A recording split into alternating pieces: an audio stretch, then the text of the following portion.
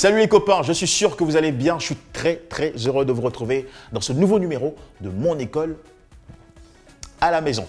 Eh bien, je voudrais commencer aujourd'hui par vous parler un tout petit peu des génies noirs en mathématiques. Commençons par Thomas Fuller. C'était un brillant mathématicien des années 1700 qu'on surnommait la calculatrice de Virginie. Il y a eu aussi Ernest Wilkins, qui a eu son doctorat à l'âge de 19 ans seulement, qui est devenu un illustre mathématicien, qui a inventé une méthode mathématique utilisée aujourd'hui dans la recherche spatiale. Et puis chez nous, nous avons le professeur Saliou Touré, Joséphine Guidi-Wandja, je m'arrêterai là. Mais la contribution noire à l'évolution des mathématiques est indiscutable. Alors si vous voulez devenir le prochain, il faudra commencer déjà par prendre très au sérieux ces cours que nous vous diffusons ici sur RT1 toute la semaine à partir de 15h30. Mathématiques aujourd'hui pour CM2, 3e et terminale. Bienvenue, installez-vous.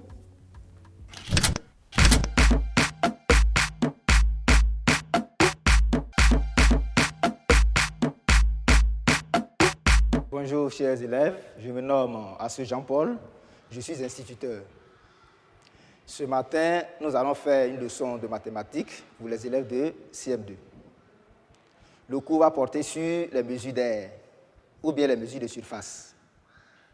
La 5e et dernière séance est intitulée « La correspondance entre les unités de mesure d'air et les unités de mesure agraires ». Bien avant de commencer la leçon, je voudrais demander à tous les élèves de CM2 qui me regardent de se munir d'un stylo et d'un cahier pour prendre note. Parce qu'à la fin, on va faire un petit exercice. Bien, dans cette leçon, nous avons 3 activités. La première activité consiste à établir le tableau de correspondance entre les unités de mesure d'air et les unités de mesure agraires.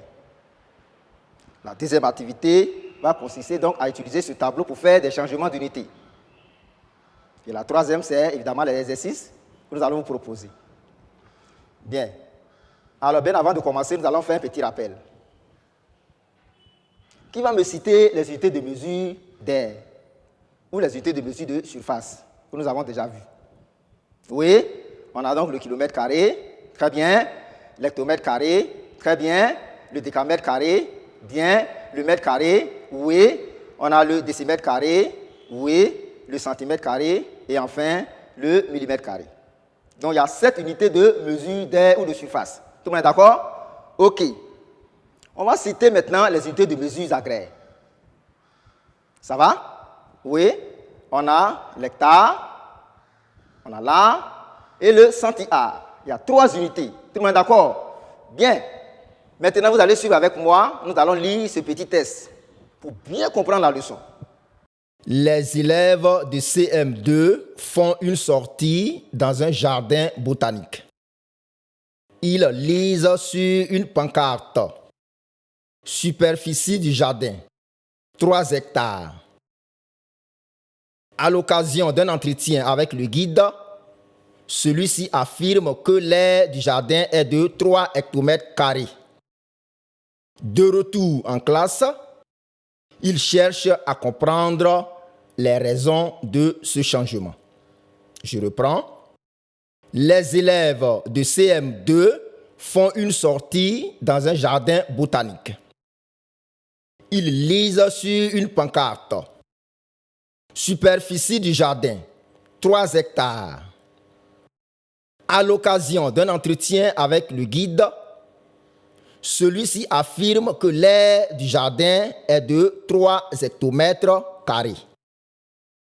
De retour en classe, il cherche à comprendre les raisons de ce changement.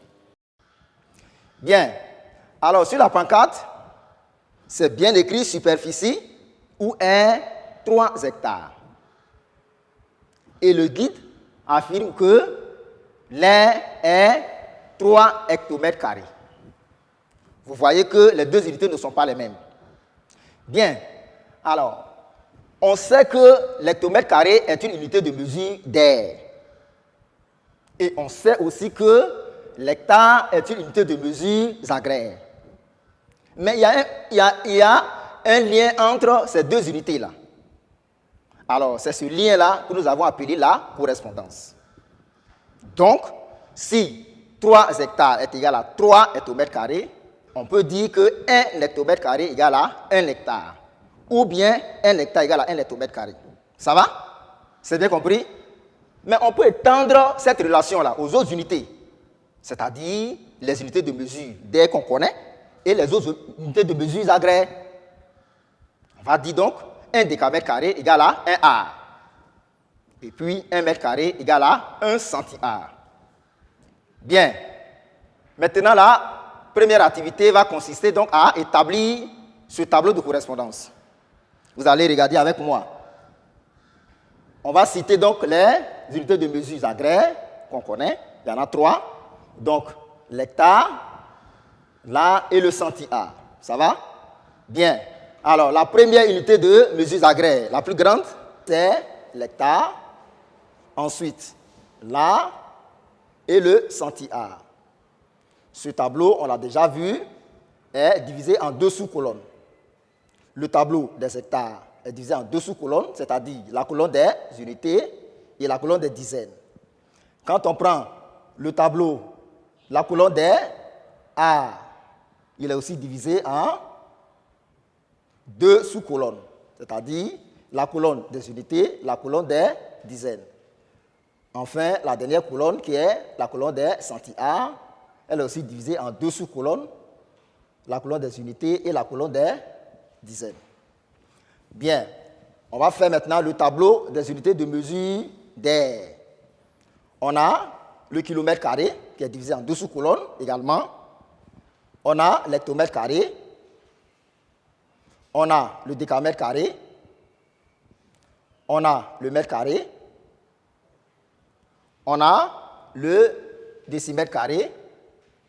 On a le centimètre carré et on a le millimètre carré. Ça va? On a établi ces 2 tableaux. Maintenant, on va les mettre ensemble. Tout à l'heure, on a dit 1 hectomètre carré égale à 1 hectare. Donc, on va prendre la colonne des hectomètres carrés et puis on va mettre ça avec la colonne des hectares. Vous suivez? Bien. On prend la colonne des décamètres carrés, on met avec la colonne des ar. Et on prend, enfin, la colonne des mètres carrés, on met ensemble avec la colonne des centi-ar. De telle sorte que on est kilomètre carré, il n'y a pas de correspondance.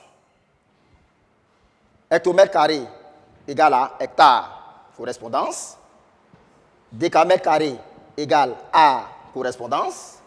Et enfin, mètre carré égale à centi-ar, correspondance. Ces 2 tableaux sont divisés en 2 sous-colonnes, je l'ai dit. Donc, on les a mis ensemble pour devenir un seul tableau. Ça va? Bien. Alors, on va utiliser ce tableau maintenant pour faire les changements d'unité. Vous suivez? Bien. Comme le tableau est divisé en 2 sous-colonnes, on va dire 1 hectare égale à 100 ar. Vous suivez bien? 1 hectare égale à 100 ar. Ou bien égale à 10 000 centi-ar. Je reprends. 1 hectare égale à 100 ar égale à 10 000 centi-ar. Vous voyez? Donc, 1 ar égale à 100 centi-ar. Ça va?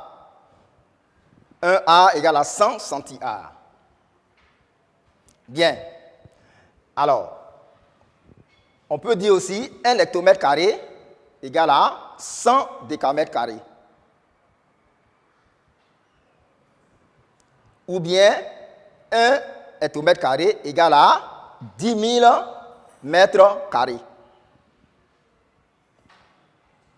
Ça va? Bien. Alors, si vous avez compris la leçon, nous allons passer aux exercices.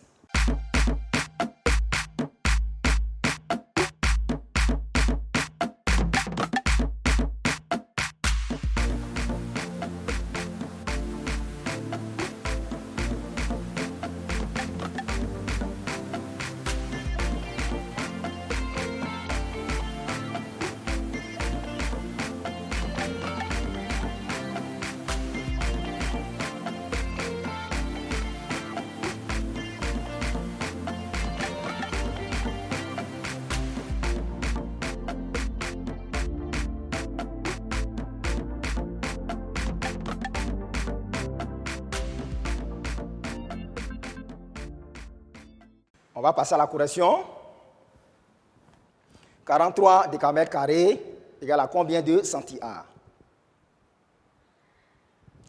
Vous suivez avec moi? On va repérer la colonne des décamètres carrés. On a 43. 43, c'est 2 chiffres. Et on sait que dans la colonne des décamètres carrés, il y a 2 sous-colonnes. On écrit le 3 dans la colonne des unités et le 4 dans la colonne des dizaines. Alors, les deux sous-colonnes sont remplies. Maintenant, on va chercher la colonne des centi-ar. Bien, on voit que centi-ar est la colonne voisine à l'ar. Donc, on va regarder les 2 sous-colonnes. Il n'y a rien. Donc, quand il n'y a rien, on va compléter par des zéros. Alors, on écrit le premier zéro dans la colonne des dizaines et le deuxième zéro dans la colonne des unités. De telle sorte que ces 2 colonnes-là, vides-là, soient remplies par des zéros. Alors, on a 43 décamètres carrés égale à 4300 centi-ar. C'est la deuxième opération. 1,85 ar. Attention, ce nombre-là comporte une virgule. Alors, comment nous allons remplir? Vous suivez? 1,85. On écrit le 1, parce qu'on sait que le 1, c'est le chiffre des unités. Alors, on va repérer la colonne des A et on va écrire le 1 dans la colonne des unités de A. On place la virgule et puis on écrit le 85 dans la colonne des mètres carrés. Quand vous regardez le tableau, alors, on voit que la colonne des mètres carrés est remplie. Alors que dans la colonne des A, il y a une virgule. Qu'est-ce que nous allons faire? On va déplacer la virgule de 1 et de 2 rangs. C'est-à-dire, la virgule va se placer derrière le 5. Mais puisque derrière le 5, il n'y a rien, alors on peut enlever la virgule. Et nous avons donc 1,85 ar égale à 185 mètres carrés. On passe à la dernière opération. 5 km carrés. Le 5, c'est un seul chiffre, donc c'est le chiffre des unités. On fait la même chose. On va repérer la colonne des kilomètres carrés. Il y a 2 sous-colonnes. On écrit le 5 dans la colonne des unités. Bien. Et on va regarder tout juste à droite. Il y a la colonne des hectares. Il y a 2 sous-colonnes. Dans les 2 sous-colonnes, il n'y a rien. Comme on l'a fait pour le centi-ar. On va mettre un 0 dans la colonne des dizaines et puis un autre 0 dans la colonne des unités. De telle sorte que ces 2 sous-colonnes soient remplies. Et nous avons donc 5 km carrés égale à 500 hectares. Vous avez bien compris? Bien. Alors, si vous avez bien compris, vous allez prendre le deuxième exercice.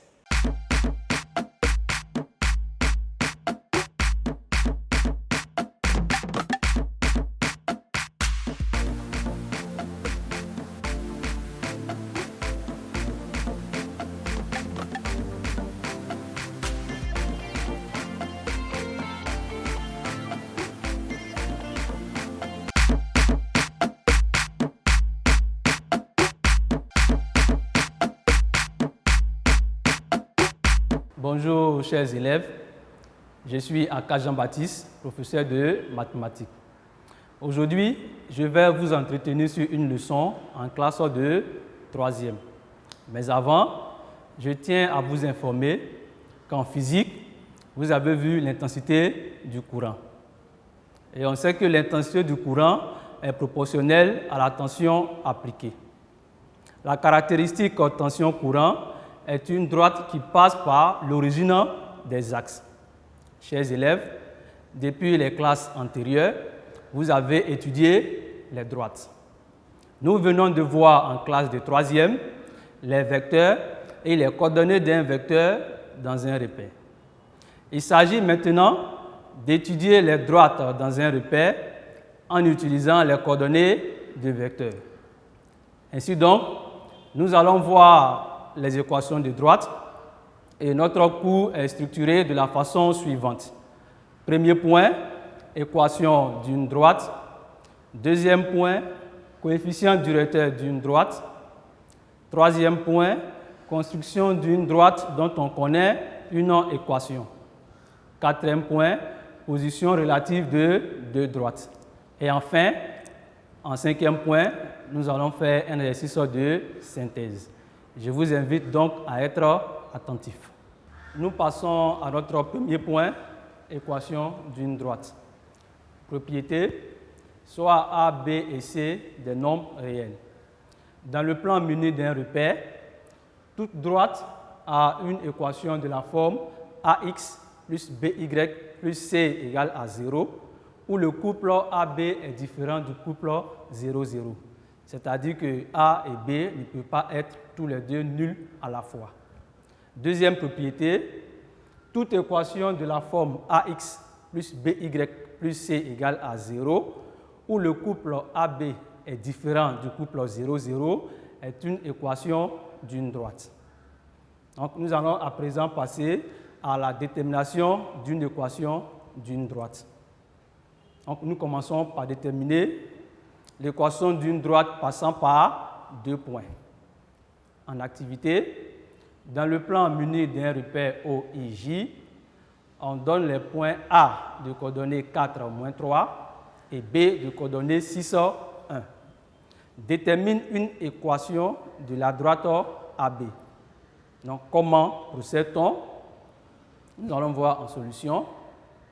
Considérons un point M du plan tel que M a pour coordonnées X, Y. On sait que M appartient à la droite AB, équivaut à vecteur AM et vecteur AB sont collinéaires.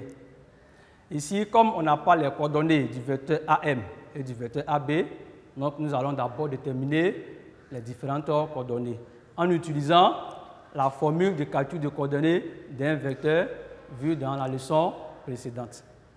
Donc, ce qui nous permet d'avoir le vecteur AM a pour coordonnées x moins 4, y plus 3. Et le vecteur AB a pour coordonnées 2, 4. D'où M appartient à la droite AB équivaut à, on prend la première composante du vecteur AM multipliée par la deuxième composante du vecteur AB, moins la première composante du vecteur AB multipliée par la deuxième composante du vecteur AM. Donc, ce qui donne 4 facteur de x moins 4 moins 2 facteur de y plus 3 est égal à 0. Après les différents calculs, on obtient 2x moins y moins 11 est égal à 0. Donc, nous disons que 2x moins y moins 11 égale à 0 est une équation de la droite AB. Donc, nous poursuivons avec l'équation d'une droite passant par un point donné et parallèle à une droite donnée. En activité, dans le plan muni du repère OIJ, on donne les points A de coordonnées 3, 2, B de coordonnées moins 1, moins 4 et C de coordonnées moins 2, 1. Donc, détermine une équation de la droite D passant par C et parallèle à la droite AB. Donc, ici également, comment procède-t-on? C'est ce que nous allons voir maintenant dans la solution. Donc, pour cela, considérons un point M du plan tel que M a pour coordonnées X, Y. On sait que M appartient à la droite D, équivaut à vecteur CM et vecteur AB sont collinéaires. Ici, on remarque que les coordonnées du vecteur CM et du vecteur AB ne sont pas données. Donc, on va les déterminer en utilisant les formules de calcul des coordonnées d'un vecteur.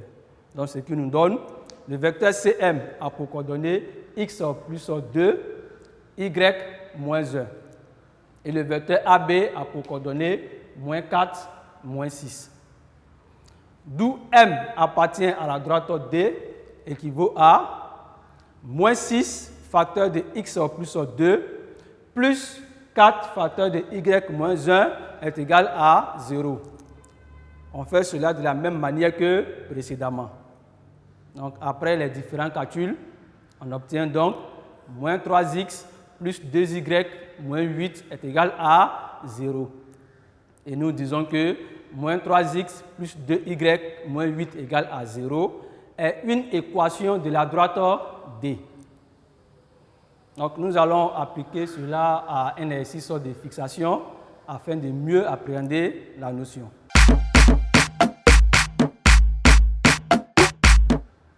Exercice de fixation.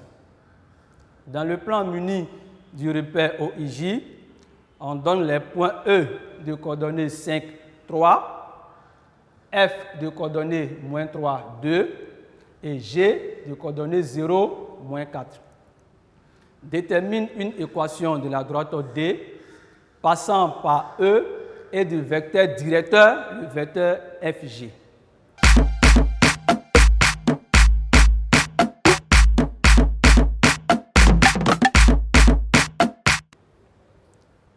Résolution.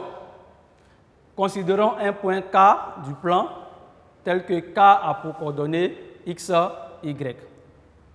On sait que K appartient à la droite D, équivaut à vecteur EK et vecteur FG sont collinéaires.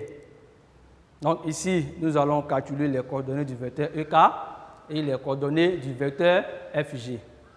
Donc en utilisant les formules de calcul des coordonnées d'un vecteur, on obtient le vecteur EK a pour coordonnées x moins 5, y moins 3. Et le vecteur FG a pour coordonnées 3, moins 6. D'où K appartient à la droite D, équivaut à moins 6 facteur de x moins 5, moins 3 facteur de y moins 3 est égal à 0. Donc après les différents calculs, on obtient moins 2x moins y plus 13 est égal à 0. Et nous disons que moins 2x moins y plus 13 est égal à 0 est une équation de la droite D. Nous passons à présent à l'équation d'une droite passant par un point donné et perpendiculaire à une droite donnée.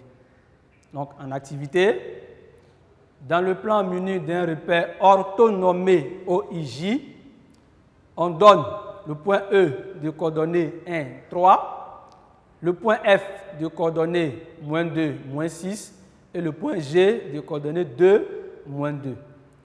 Détermine une équation de la droite D passant par G et perpendiculaire à la droite EF.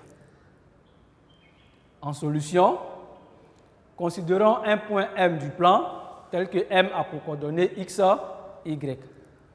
On sait que M appartient à la droite D, équivaut à vecteur GM et vecteur EF sont orthogonaux. Ici, on n'a pas les coordonnées du vecteur GM, EF, donc on calcule comme précédemment. Donc le vecteur GM a pour coordonnées X moins 2, Y plus 2. Le vecteur EF, moins 2, moins 1, moins 6, moins 3. Donc ce qui donne le vecteur EF a pour coordonnées moins 3, moins 9. D'où M appartient à la droite D, équivaut à. Donc ici, on fait la première composante du vecteur GM multipliée par la première composante du vecteur EF plus la deuxième composante du vecteur GM multipliée par la deuxième composante du vecteur EF égale à 0. Donc ce qui nous donne moins 3 facteur de x moins 2 plus moins 9 facteur de y plus 2 égale à 0. Donc après les différents calculs, on obtient moins 3x moins 9y moins 12 égale à 0. Ensuite, x plus 3y plus 4 égale à 0. Donc nous disons que x plus 3y plus 4 égale à 0 est une équation de la droite D. Nous passons à présent au deuxième point qui concerne le coefficient directeur d'une droite. Donc pour commencer, nous allons voir le calcul du coefficient directeur d'une droite passant par deux points et non parallèles à l'axe des ordonnées. Le plan est muni du repère OIJ. La droite D passe par les points A de coordonnées X de A, Y de A et B de coordonnées X de B, Y de B. Donc le coefficient directeur A de la droite D est donné par la formule A égale Y de B moins Y de A sur X de B moins X de A. Donc nous allons appliquer cela à un exercice.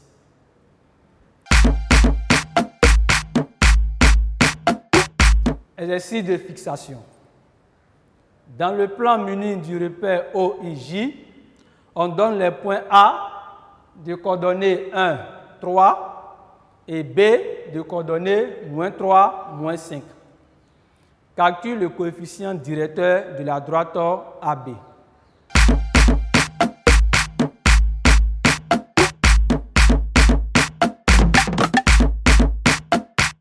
Donc en solution, soit A, le coefficient directeur de la droite AB.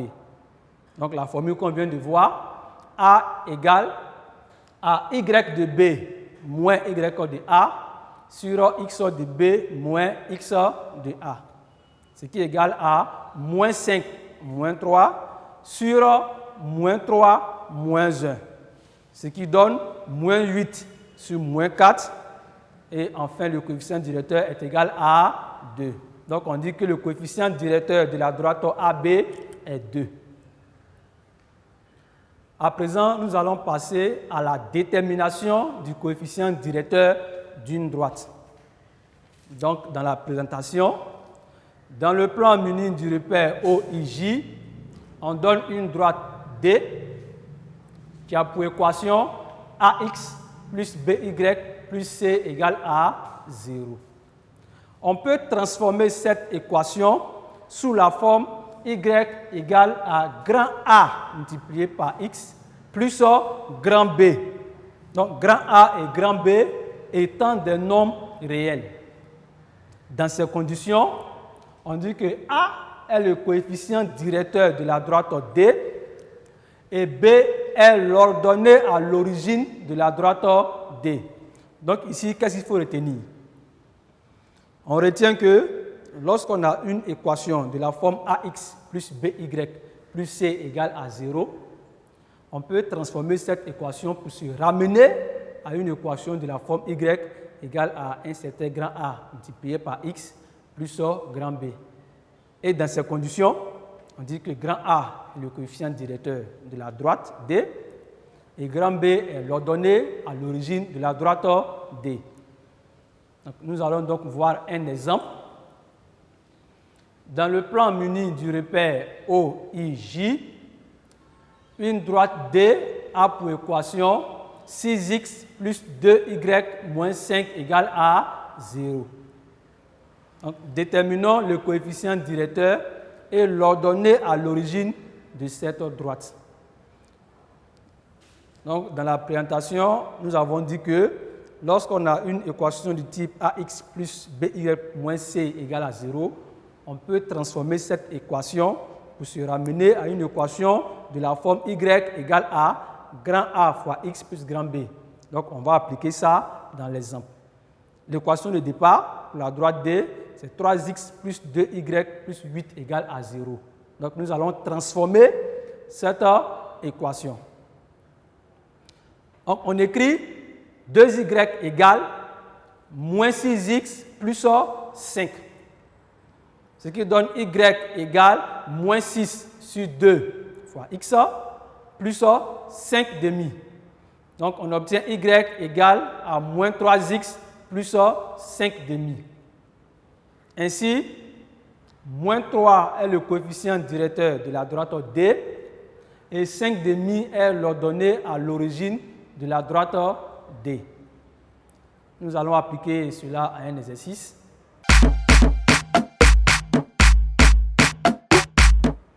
Exercice de fixation. Dans le plan muni d'un repère OIJ, une droite D a pour équation 3x plus 2y plus 8 égale à 0. Détermine le coefficient directeur et l'ordonnée à l'origine de la droite D.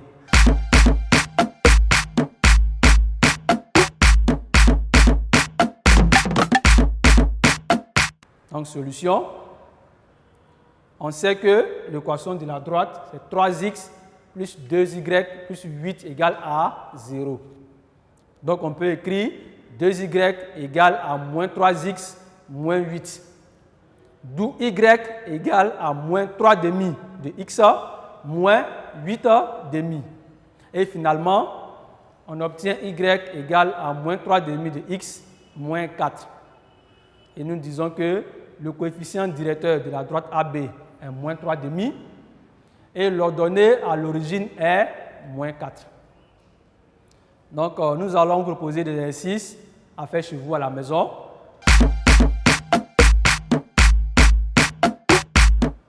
Donc, le premier exercice, exercice 1, le plan est muni d'un repère OIJ. On donne les points A de coordonnées 5, moins 1, et B de coordonnées moins 2, moins 1. Détermine une équation de la droite AB. Exercice 2, le plan est muni d'un repère OIJ. On donne les points A de coordonnées 3, 1, B de coordonnées 1, moins 2, et C de coordonnées 2, moins 1. Détermine une équation de la droite D passant par A et parallèle à la droite BC. Je vous remercie pour votre attention et nous nous voyons très bientôt.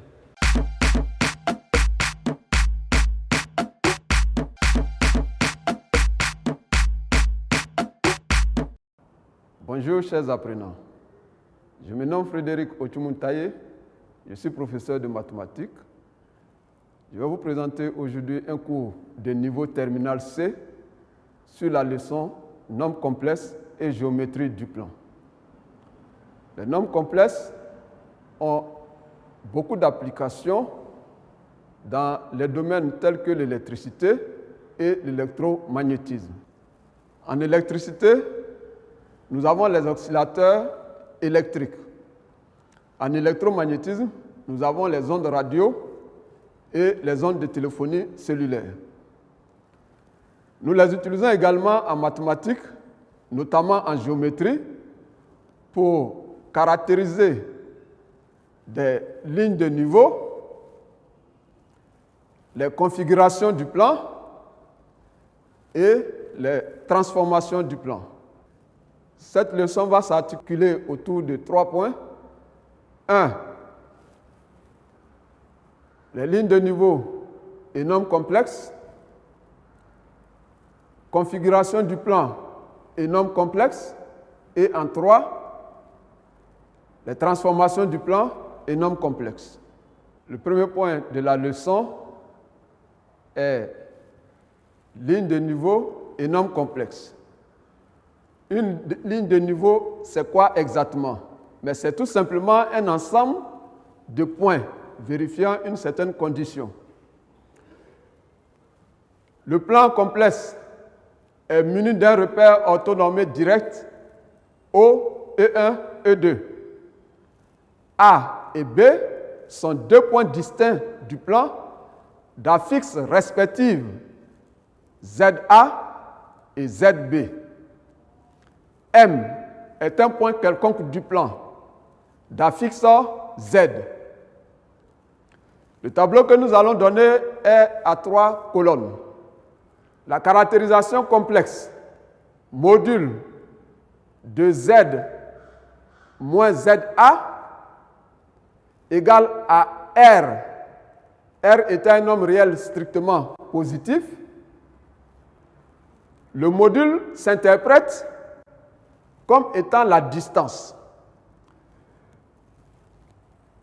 Z correspondant au point M, alors ce module va s'interpréter comme étant la distance AM.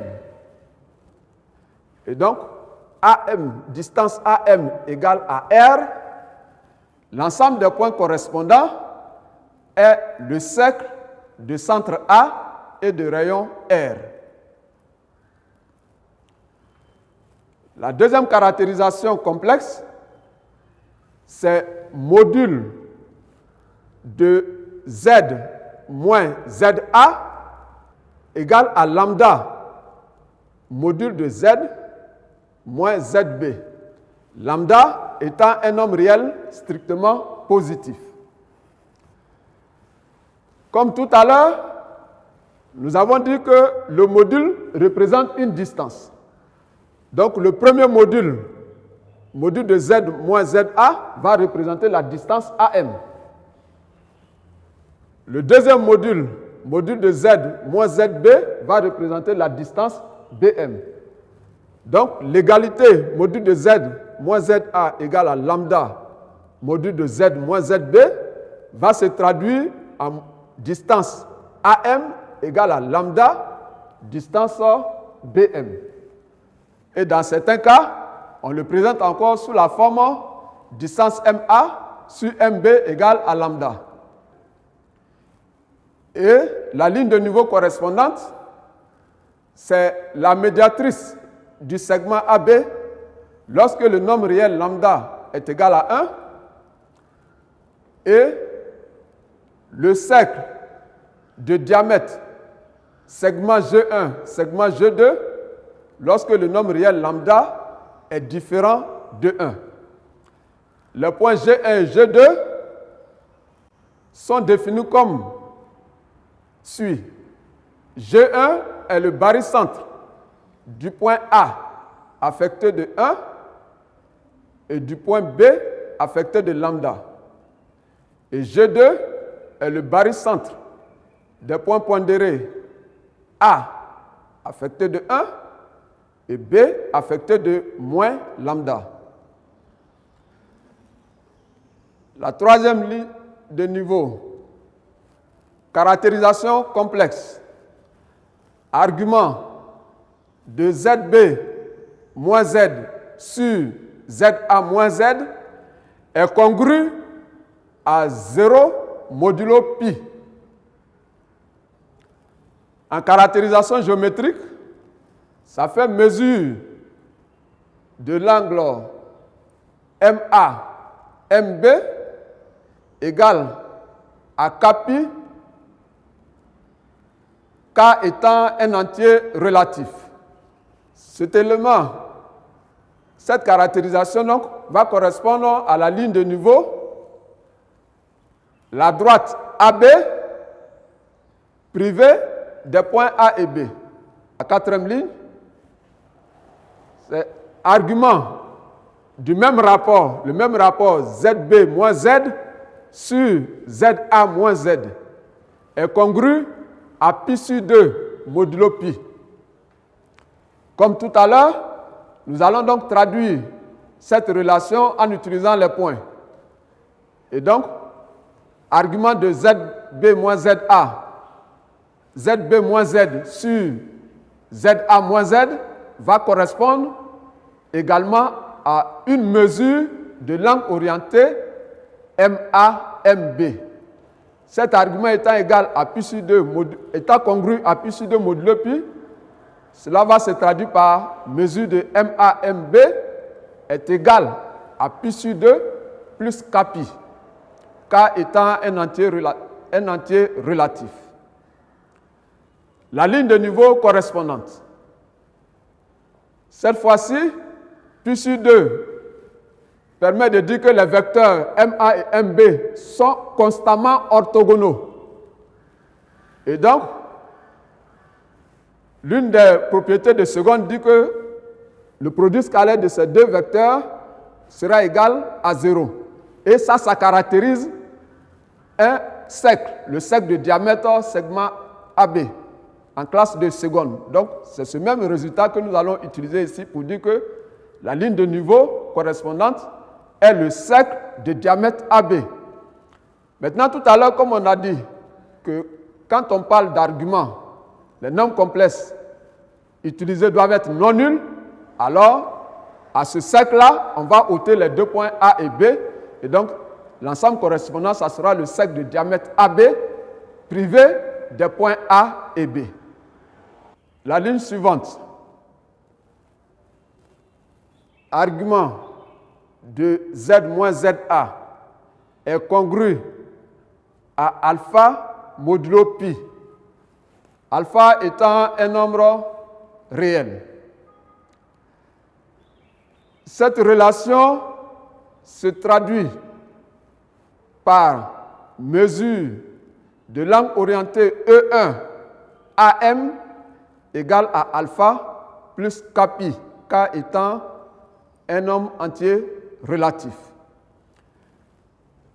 Le vecteur E1, c'est le premier vecteur du repère orthonormé dans lequel nous travaillons. Et le vecteur AM est obtenu à partir de la différence qui est là, Z moins ZA.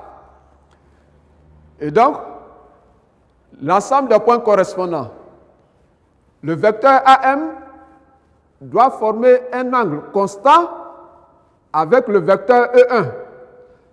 Et donc, cet ensemble-là va correspondre à la droite qui passe par le point A, dont un vecteur directeur est le vecteur U. Le vecteur U qui est caractérisé par l'égalité mesure de l'angle orienté E1U est égal au nombre alpha qu'on avait considéré au départ. La ligne suivante, argument de Z moins ZA est congru à alpha modulo 2pi. Alpha étant un nombre réel. Comme tout à l'heure, on traduit cette relation par une mesure de l'angle orienté E1 AM est égal à alpha, mais cette fois-ci, plus 2Kpi, avec K élément de Z. 2Kpi parce que dans le crochet de congruence, ici, nous avons 2pi à la place de pi. Et donc, ce cas est un cas particulier du premier. Mais cette fois-ci, au lieu que nous ayons la réunion des deux demi-droites, nous aurons seulement la demi-droite définie par le vecteur, un vecteur U, pour lequel une mesure de l'angle orienté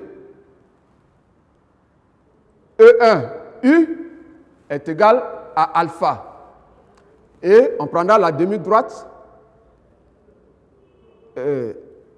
dont l'origine est A et dirigée par le vecteur U.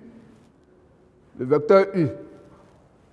Ici, notre alpha étant un nombre réel, alors nous aurons seulement à considérer alpha et non alpha moins pi ou bien alpha plus pi. On prend seulement alpha pour définir une mesure de l'angle E1U. Et donc ici, on n'aura seulement qu'un seul sens pour le vecteur U et non les deux sens comme précédemment. Et donc, naturellement ici aussi, l'ensemble de points sera privé de la droite du point, sera privé du point A. Comme on l'a expliqué précédemment, puisque le nombre complexe Z moins ZA doit être non nul. Nous allons donc faire quelques exercices pour nous fixer toutes ces notions. Cet exercice se fera en 10 minutes. Le plan complexe est muni d'un repère orthonormé OUV. Dans chaque cas, détermine et construit l'ensemble des points M d'affixe Z, vérifiant la condition donnée. Petit a, module de Z moins 2i est égal à 3. Petit b, module de Z moins 1 plus i est égal à module de Z plus 1 plus 3i. Petit c, module de 2iz moins 3 plus 2i est égal à module de Z moins 2. D, argument de Z moins 1 moins i est congru à puissance 6 modulo 2pi. Petit b, la question c'est détermine et construit l'ensemble des points M d'affixe Z, vérifiant la condition module de Z moins 1 plus I est égal à module de Z plus 1 plus 3I. Vous aurez compris que dans cette relation, le nombre réel lambda qui a servi dans le tableau précédent est justement égal à 1. Et donc, on va écrire la première relation comme une différence de deux nombres complexes. Donc, ça fera module de Z, le module d'une différence de deux nombres complexes. Donc, ça fera module de Z moins, entre parenthèses, 1 moins I. La deuxième relation aussi, on va l'écrire comme étant le module d'une différence. Module de Z moins, entre parenthèses, moins 1, moins 3i. Et donc, l'égalité de ces deux modules va se traduire en caractérisation géométrique par distance de P à M est égale à la distance de Q à M. Le point P étant le point d'affixe 1 moins I et le point Q étant le point d'affixe moins 1 moins 3I. On va donc placer l'ensemble des points correspondants et donc la médiatrice du segment PQ. On va donc placer le point P à l'aide de son affixe. Et donc, le point P aura pour coordonnées 1 en abscisse, moins 1 en ordonnée. Le point Q ayant pour affixe moins 1, moins 3i, ce point aura pour abscisse moins 1 et pour ordonnée moins 3. Ces deux points étant placés, nous traçons donc le segment PQ et ensuite la médiatrice delta de ce segment qui est l'ensemble cherché. Corrigé de la question C de l'exercice. Détermine et construit l'ensemble des points M du plan d'affixe Z vérifiant module de 2iz moins 3 plus 2i égale à module de Z moins 2. Dans cette relation, le coefficient de Z dans le premier membre n'est pas 1. Nous allons donc le mettre en facteur et de l'isoler de manière à ce qu'on ait une quantité dans laquelle le coefficient de Z est égal à 1. Ainsi donc, nous mettrons 2i en facteur. La relation donnée est donc équivalente à module de DI facteur de Z plus 1 plus 3 demi de I égale à module de Z moins 2 après les différents calculs. Relation équivalente à module de 2i qui est égal à 2 facteur de module de z plus 1 plus 3 demi de i égale à module de z moins 2. Relation équivalente à 2 module de z moins parenthèse moins 1 moins 3 demi de i égale à module de z moins 2. À ce niveau, nous avons essayé donc d'écrire la première quantité comme différence, la quantité dans le premier module comme différence de deux nombres complexes. Et donc, le module d'une différence de deux nombres complexes est traduite par la distance. Ainsi donc, la relation que nous avons est équivalente à 2 distances BM égale à distance AM, où A et B sont les points d'affixe respectifs 2 et moins 1, moins 3 demi de I. La relation de distance BM égale à AM est équivalente à MA sur MB égale à 2. La relation que nous venons d'obtenir est analogue à celle que nous avons dans le tableau à la ligne 2, avec ici lambda égale à 2. Et vous avez vu, on a vu à cette ligne-là que lorsque le lambda est différent de 1, alors on considère les barycentres. Donc nous allons considérer les barycentres des points A et B.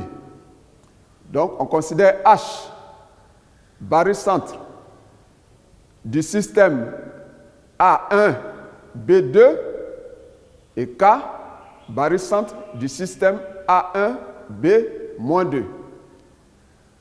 Et l'ensemble des points M d'affixe Z vérifiant la condition module de 2i moins 3 plus 2i égale à module de Z moins 2 est le cercle de diamètre segment HK. Nous allons passer à la construction de cet ensemble. On place donc dans le repère orthonormé le point A d'affixe 2. Ensuite, on place le point B d'affixe moins 1, moins 3 demi de I. Nous allons construire les deux barycentres H et K. On va donc calculer l'affixe du point H. Nous savons que quand nous avons le barycentre de A et B affecté des coefficients petit a et petit b, l'affixe du barycentre se calcule en faisant A fois affixe de A plus B fois affixe de B sur la somme A plus B. Et donc on va appliquer cette relation pour le point H. Donc ici, l'affixe de H va être égal à 1 multiplié par l'affixe du point A plus 2 fois l'affixe du point B divisé par 3. 3 c'est la somme des coefficients 1 et 2. Si nous remplaçons les points A et B par leurs affixes, on obtient donc Z de H égale à 2 plus 2 facteurs de moins 1, moins 3 demi de I sur 3. Après calcul, on obtient donc moins I. Affixe du point K égale à 1 multiplié par l'affixe de A, moins 2 multiplié par l'affixe du point B, sur la somme 1 moins 2. Ce qui va nous donner donc, après calcul, moins 4, moins 3i. On place donc le point H. Ensuite, on place le point K. Puis, on trace le cercle de diamètre HK. Chers élèves, c'est fini pour aujourd'hui. Rendez-vous pour la prochaine séance.